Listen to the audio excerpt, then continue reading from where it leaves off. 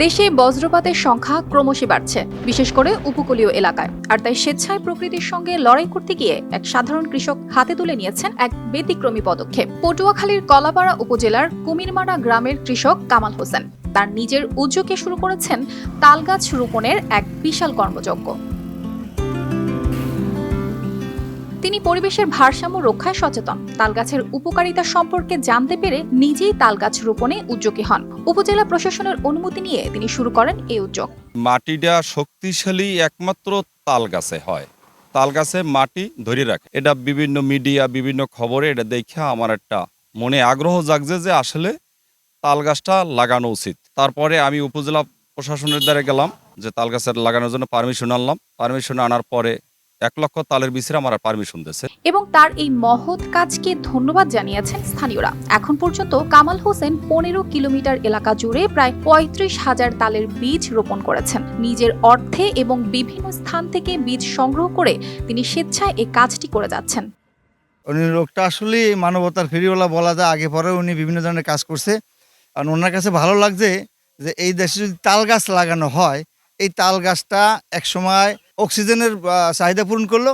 আর এই তাল গাছ একটা সময় আমাদের এলাকার জনগণের চাহিদা পূরণ করবে। এই তাল গাছ বড় হইলে বিদ্যুৎ পৃষ্ঠটা তাল গাছের উপরেই পড়ে। এখানে এই উদ্যোগটার কারণে আমাদের রাস্তার বাইরের সাইডটায় যদি তাল গাছ রোপণ করা হয়, তাহলে এই বিদ্যুৎ পৃষ্ঠ থেকে মানুষ অনেক রেহাই পাবে। তালগাছের নানা উপকারিতার মধ্যে অন্যতম হল বজ্রপাত প্রতিরোধে সহায়ক ভূমিকা পালন করা।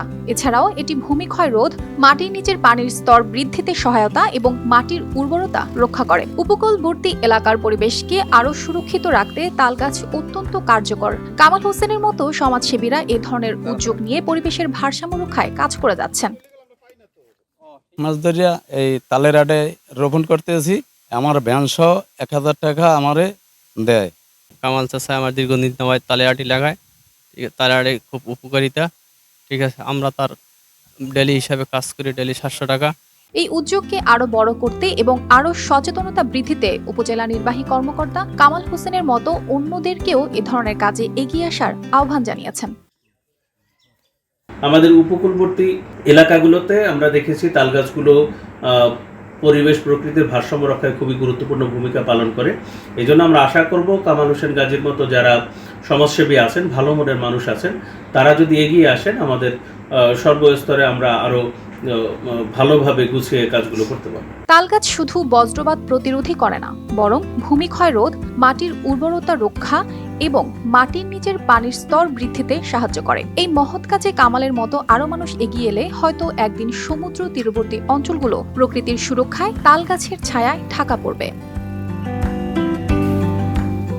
News desk, RTV।